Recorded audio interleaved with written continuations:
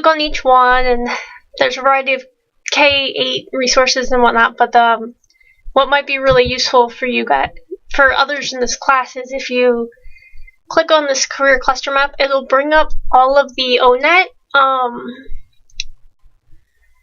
jobs with fundraisers salaries, required degrees, etc. And you can click on each one, and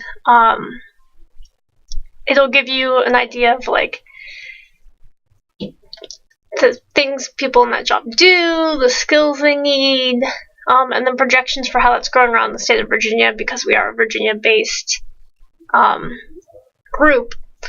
But I know there was some discussion in the webinar about working towards certain careers or being more applicable, and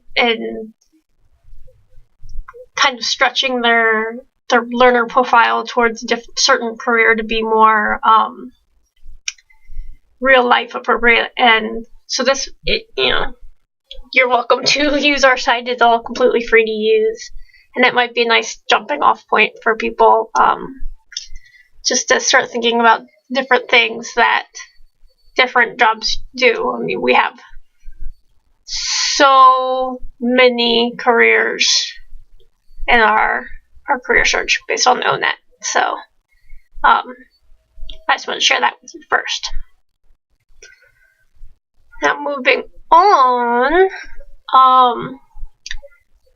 what I had planned to do today, and I use plan really loosely, is to kind of glance over the college and career readiness standards, and work through those a little bit and start getting towards a more concrete idea of what I want to do. So I'm going to go back to my document here and review for a little bit. If you haven't watched my previous webinars or my previous live streams or recorded versions, I have some basic notes that I'm working on. So the key things that I am focusing on are recognizing the authenticity of the learners, and the knowledge they currently have. And so helping the learners recognize their current knowledge and skills and the value of that, even if they haven't been traditionally told that's valuable in an academic standpoint. There is value in what they have already encountered, what they already know and believe in. I made a note from the webinar also. At one point it was said, developing goals and knowing they have power in their lives is often an important part of adult education, and I feel like that's definitely the direction I am going for with this.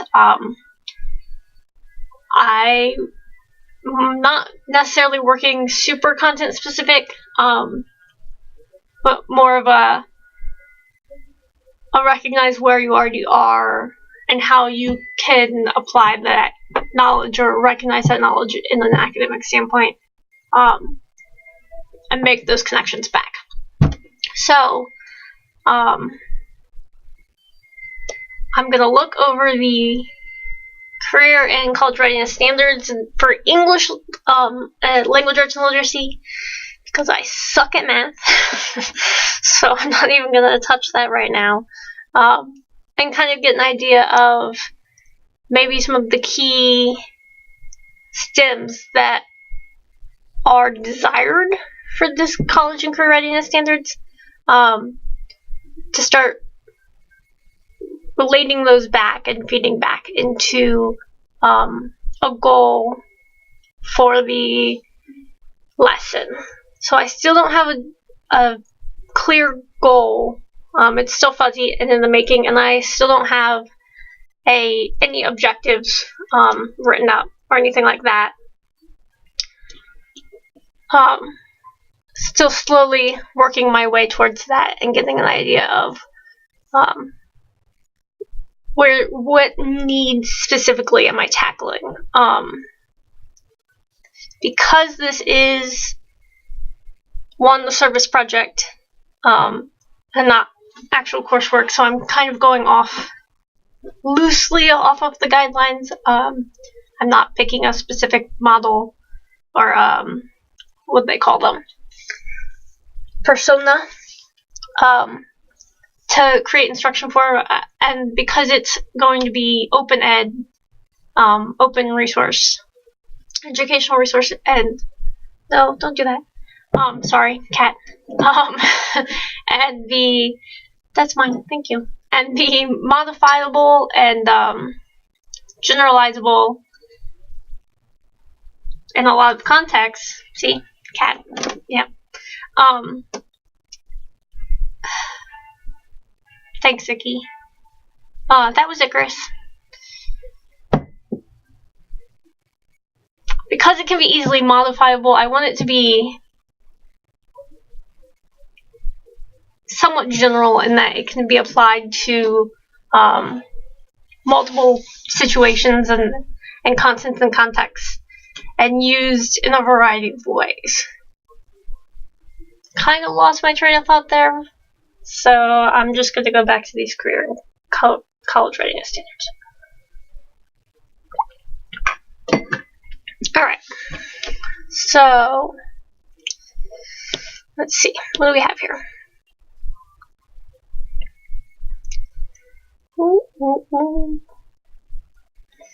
The key shifts in the standards focus around the careful examination of the text itself, comprehension and acquisition of knowledge. And, I'm gonna make a funny joke now about my skimming of this comprehension-based document. I might miss details. Yep, that's my version of a funny joke, guys. Not funny. Anyway, so complex text and academic language seems to be an emphasis.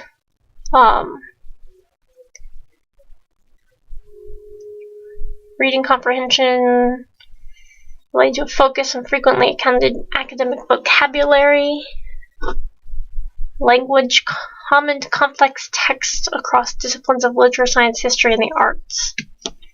Okay. Looking for evidence grounded from the text, that's always important. And building knowledge from context. Love that. Alright. Let's scroll down to these charts.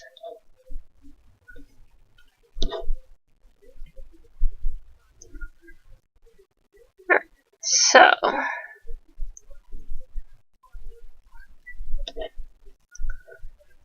reading standards. Grapple with works of exceptional craft and thought whose range extends across genres, cultures, and centuries. By engaging in increasingly complex reading, students gain the ability to evaluate intricate arguments and the capacity to surmount challenges posed by complex texts. Interesting. Okay. Let's see if they boil these standards down more, because I'm just going to do a little critique here for myself. My personal edification that I guess being college ready does require you to grapple with works of, well, I'm not entirely sure what exceptional craft means, but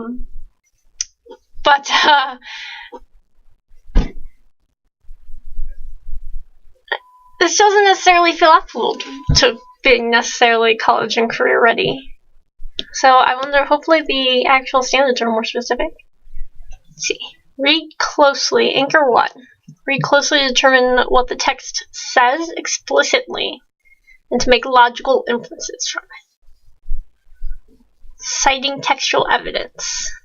Okay, so this standard definitely seems to be about identifying information in text They mention here who, what, when, where, why, and how,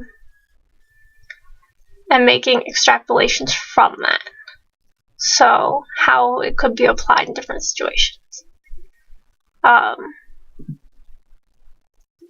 So I guess these standards, if this is the first anchor, the adult basic education standards are assuming that the learners are well acquainted with English and basic English reading and writing skills. Anchor 2 is determine the central ideas or themes of a text and analyze their development. Summarize key supporting details and ideas. Alright. So, central idea of the text, and that one's pretty straightforward. Analyze how and why individuals, events, and ideas develop and interact over the course of a text. So, connections between events, ideas, information, the relationship between those events historically. I don't even know a lot of college students who can do that. Procedures.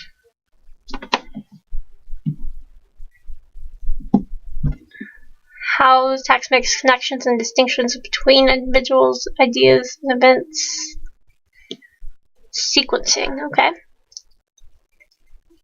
Interpret words and phrases as they are used in a text, including determining technical, connotative, and figurative meanings, and analyze how specific word choices shape meaning or tone. Okay, so asking questions to determine clarity of meaning of words and phrases in a text. Determining academic and domain-specific words and phrases. So there's a lot of not only recognizing words, but grappling with contextual information to come to the meaning of that.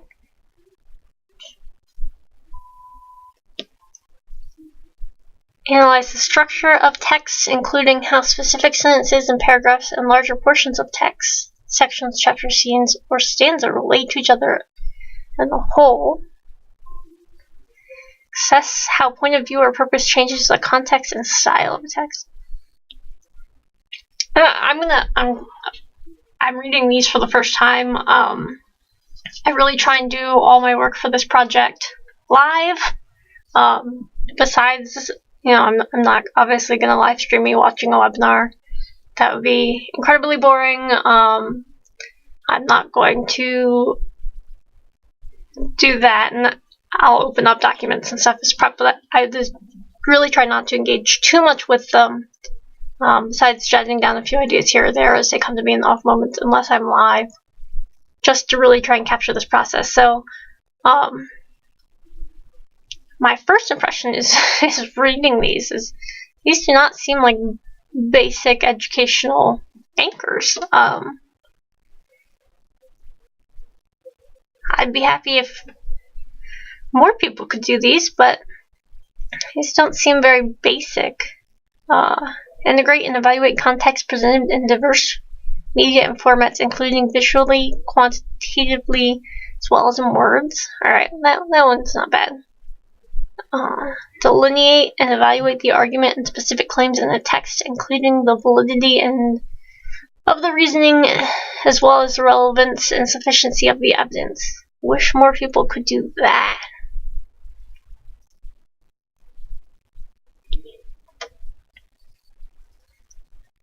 Identify how two or more texts address similar themes or topics in order to build knowledge or compare approaches the authors take. Alright. Well, that's good. I'm glad that these are, let's stick to reading standards right now. These are the reading standards, that they're not as basic as I was anticipating. Because given the they're sort of abstract in a way, and I think given that abstractness, it'll be really easy to pull them out of their academic box and put them into a different perspective. Most of these things, I think, anyone can do at some level, and already does at some level, whether they think they can academically do it or not, or have been told by school they can do it or not. And so I think they will be a good starting point for bridging that gap between these adult learners who may not be academically inclined based on previous experience or whatever, but have a lot of life experience. They certainly do know how to determine what something says and make inferences from it. Because that's a basic way of navigating the world that we live in. If we can't do that, we're not functioning very well. So I think I'm definitely going to focus on paralleling, or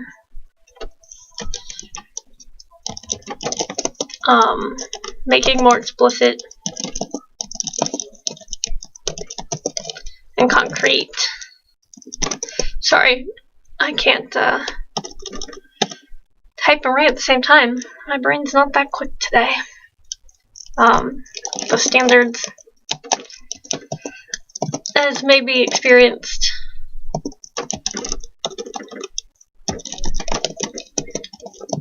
in everyday events.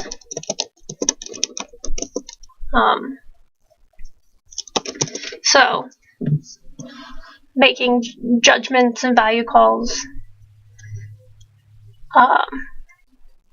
identifying important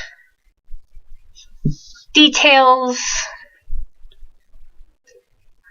and then how to use those details to support evidence. Which I really appreciate.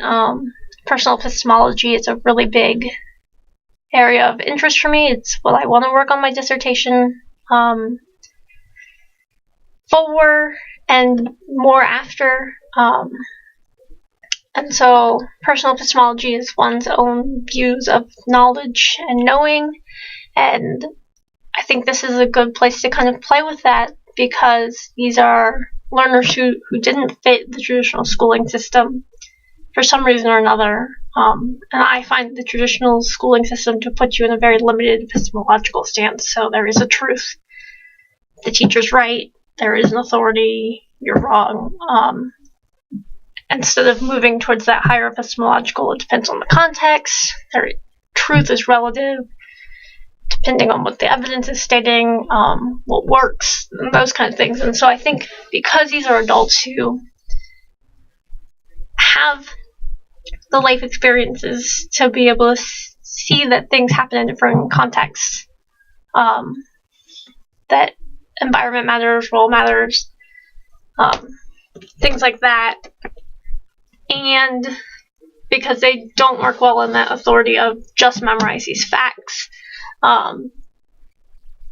if they can start to take the skills of approaching things from what do I have that works here, or how can I approach this from a different angle, or what other ways can I think about this, I think that's a strong way to go for this kind of assignment.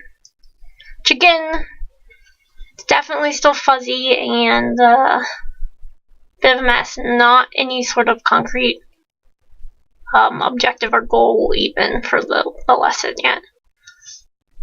We're getting there, slowly but surely.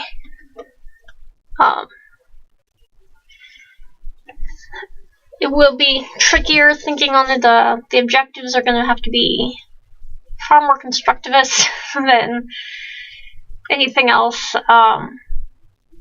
which is kind of how I roll, but the assessments are going to have to be more reflective and things like that than match 9 out of 10 things or something like that.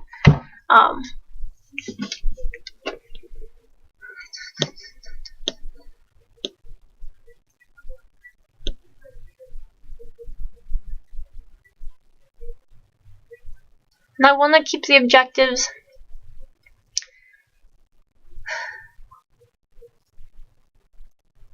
very relatable for the learners, so not so detached and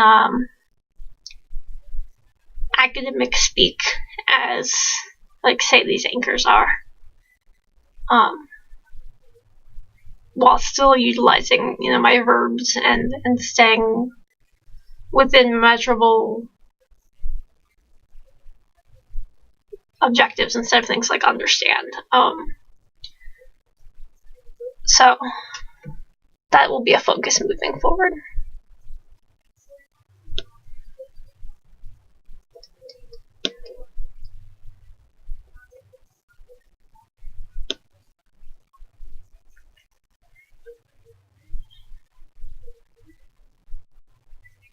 Alright, well,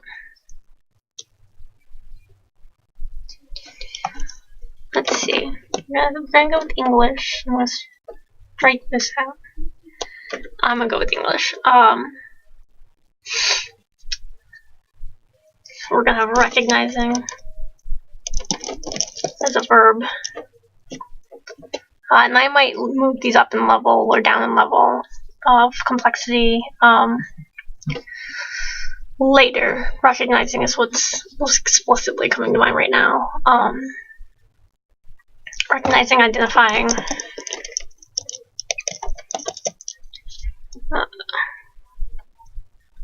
describing, relating, kind of a verb pool I'm working in.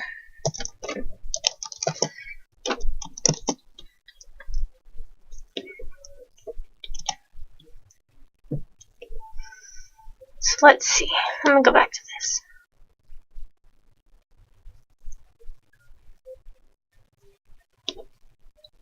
Determine central ideas or themes of a text and analyze their development. Summarize the key and supporting details and ideas. Alright, just working off of this one, being very practically oriented. I think importance would be reading job materials for these learners, you know, instructions, things like that, memos, but also reading things like news articles, and popular press type articles that are contemporary and about what's going on in the world. More so than reading something like Catcher in the Rye or you know, what else was required reading in high school, Dorian Gray or anything like that, which can seem really detached from need for these individuals or anyone. Parent home letters, things like that, that they need to be able to read, take the meaning of, and use that meaning. So I think that's one way I'm going to approach this anchor. Make some notes on that. No, come on, computer. The fun thing about having the snap two sides on your computer and having two screens is you lose your snap.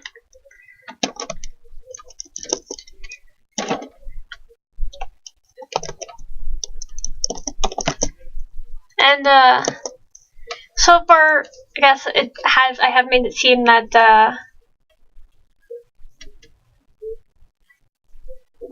I'm working based off of someone going into being career ready more so than college ready, but I think the same skills apply. So,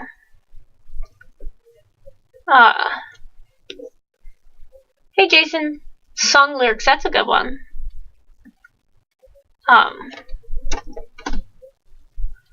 Have to depend on the song though, I think. Half of those I don't know if I even get.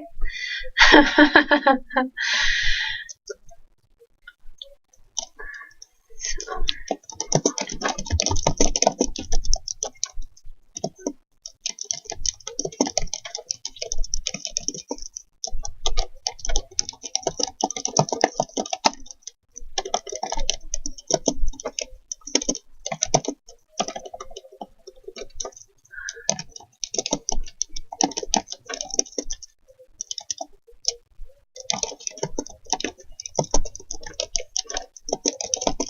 sorry again. Thinking and talking out loud, not my strong point anymore. The articles, such materials. Can you guys see what I'm typing? Can you read that on the screen? I have it really small on my second monitor. If you can't, let me know and I'll make this bigger.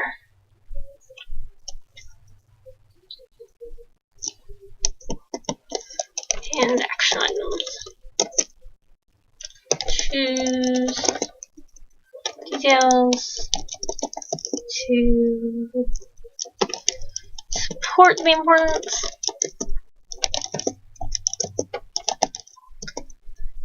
Takeaway message.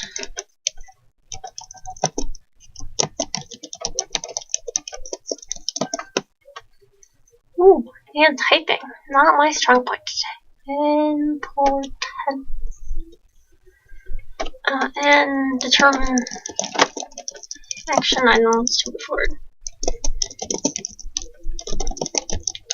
Which arguably is not a part of the standard from the anchor for reading, but I think is a really important part of what this anchor is trying to get learners to do. Even if you're reading something that doesn't require immediate action per se. Yeah, a little block with it. I know, I need to fix that. I'm sorry, Jason. Let me try this way. Glad the text size is okay. Action items can also mean like synthesizing or integrating with other information you already have. So I think that it's always important when you read something, not just to finish reading it and be like, okay, I read it, but to be thinking on how does this relate to me? How does this change my perspective or my life? Or how do I move forward from this? So I'm going to add that in as a level here.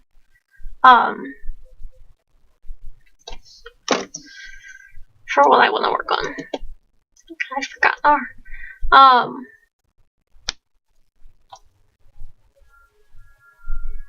And so I also want to be careful here, as I wrote, choose the details to support key takeaway message. I want to be careful when working on this to make sure the learners have agency here.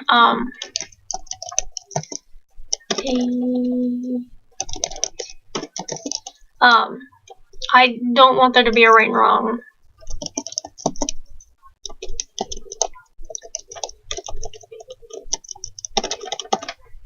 Specific right or wrong answer.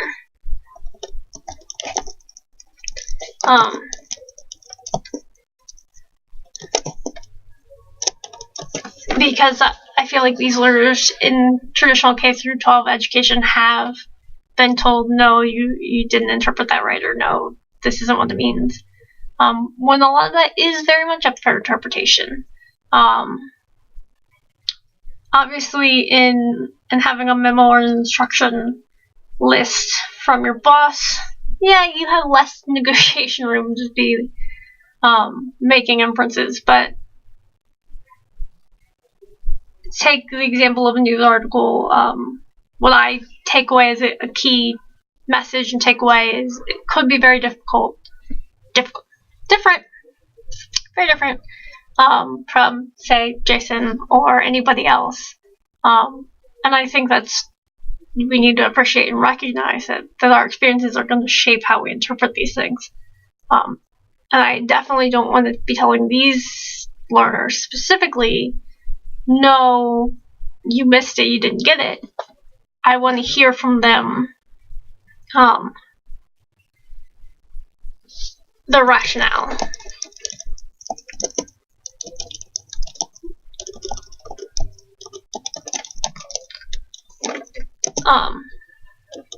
Important. So why did you think that was the message? what were the key things that you took away from that as the piece to move forward on, or why was that what you thought was the most important piece of this, and actually get them talking and thinking about why they made those assumptions and made that decision, more so than saying, right, that's what this meant. So again, I really want to value the learners' experiences and their willingness to engage in input, and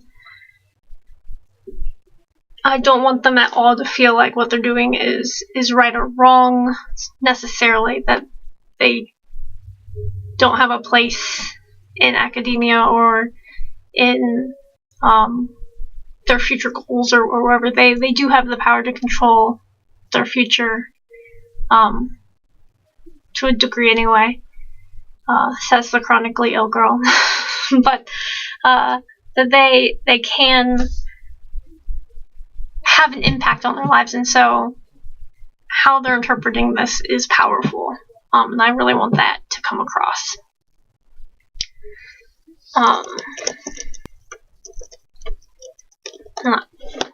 I'll come back up here, down here, and highlight again. I'm gonna make this bold, or I didn't write it somewhere.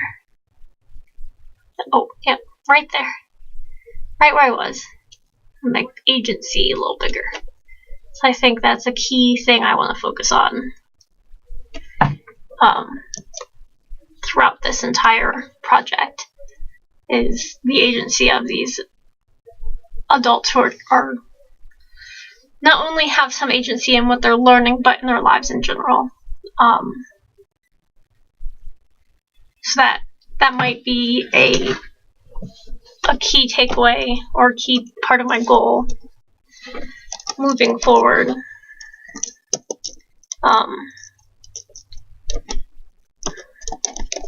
Again, I'm not really fleshing this out all the way. Just roughly working through stuff and being real fuzzy, and I'll circle back to it. Do a lot of iterative processing while I'm working.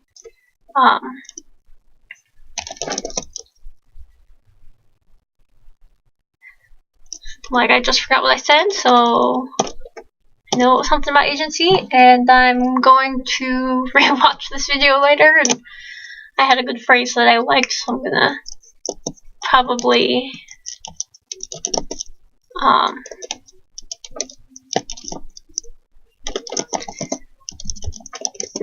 re-listen and type back out what I said there.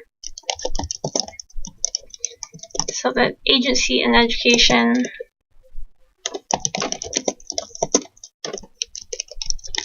and agency in their lives.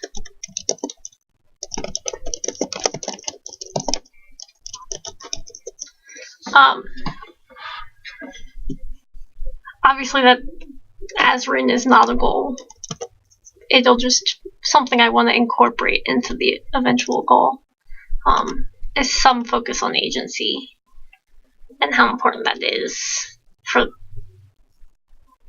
learners in general. And I actually approach most of my K-12 or K-8 stuff for work the same way.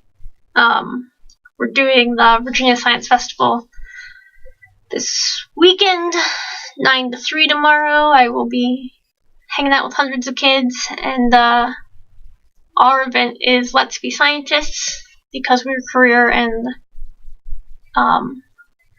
career counseling agency at Virginia Career View, and I really took that away from doing very specific, like, this is how you do a science experiment handouts, or this is, here's a science experiment, follow these steps, to we have 3 activities that are really loosely structured. So we have scientists. The three key things scientists do are question, test that question, and share the results. So we have 3 different activities where it's pretty much a free-for-all, to be honest. We have one with marshmallows and toothpicks, so they can make marshmallow structures, and there's no guidance from us, just oh, do you think that'll work? Or what are you thinking about doing? And then having them start articulating their thoughts, and then, well, okay, let's see if that works. What happened? There's a similar one with connects, about the properties of connects and sharing how those, sharing with each other the things they find about connects. So, can these pieces fit together? How long are these pieces? Can you bend them? Just different kind of whatever they can come up with and fooling around and playing with connects.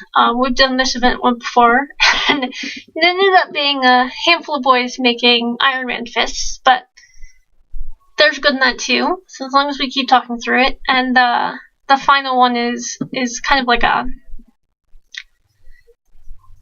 less free-for-all than the other two, but like a how to fit these graphic representations into a shape. So I have like stencils that I made, and can you figure out how these go together? So it's all about not explicitly being like, these are science things, right?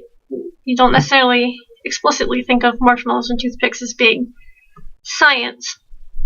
Well, what they're doing is boiling down to being scientists in practice, and giving them the agency to explore that and do that and be that. You make the questions, you test them, you tell me what's going on, and what you're doing is actually being more scientists than if I said, here's this experiment I want you to do, follow these steps. Yeah, you've done science, right? But as a scientist myself, my bachelor's and master's are a BS and an MS in science. So being a scientist is really all about asking questions and being willing to test them, fuck up a bunch of times, and share that. So I want to take a similar approach here. I have a lot of leeway doing that at work when I run outreach events. Being affiliated with the university, and my bosses give me a lot of leeway. But I want to try and match that. What is the essence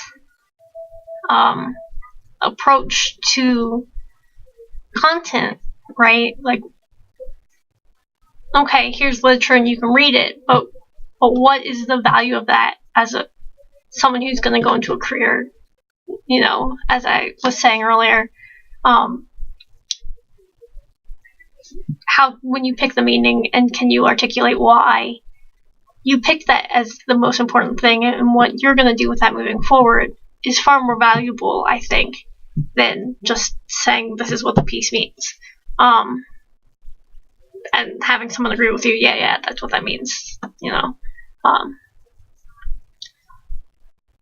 And so I'm going to have to really focus on, actually I think I have this up here. I'm going to really have to focus on an instructor guide. Because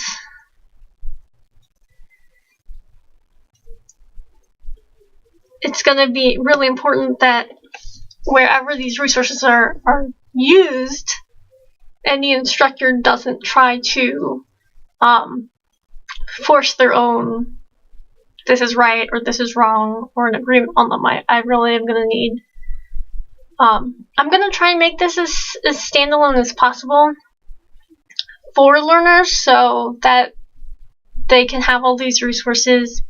If someone can provide them like a face-to-face deliverable physical resource of a printout or the audio recording, if I still go that route for accessibility reasons, the combination of the two. But if there is a facilitator, I don't want it to be any sort of traditional, like stand up at the front of the room, tell you information kind of deal. I really want it to be a prompting, questioning, why did you choose that? What do you think is going to happen? Kind of deal, and keep the learner agency central, because not only is that really important to me just in general, but I think it's really important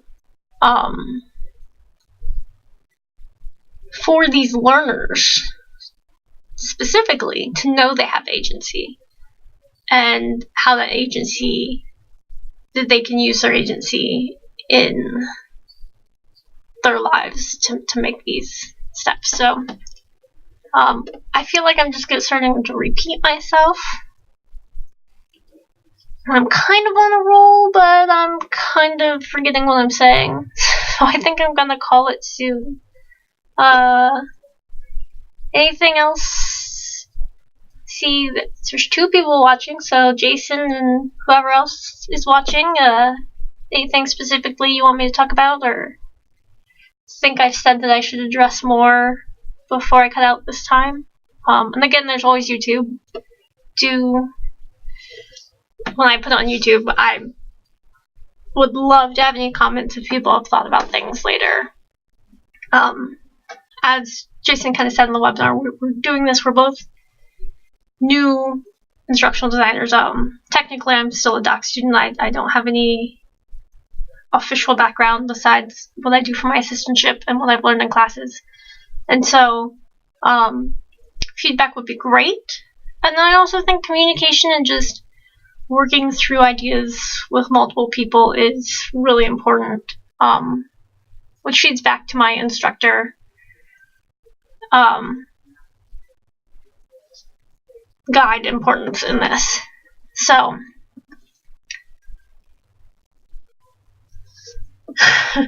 I'm distracted. No, good. That's okay. You know, work is good. Work is important. This is a first stream for this. I actually haven't done at work, so that's being distracted at work. But thank you. I'm glad I'm doing good. And I think with that, I'm gonna end it. Hopefully this weekend won't be too rough with all the little kids, and I won't get sick. It's we're supposed to get some of that rain from Hurricane Matthew. It's already started, but it's supposed to be pretty stormy, and hundreds of little kids in tight spaces and storms. So hopefully I won't get a cold, and I will be able to do some more streaming on this early next week. So I hope to see you there, or see you on YouTube. I'm really excited about this project so far, and I can't wait to show you more of what I'm doing and see what everybody else is doing. So thanks for watching.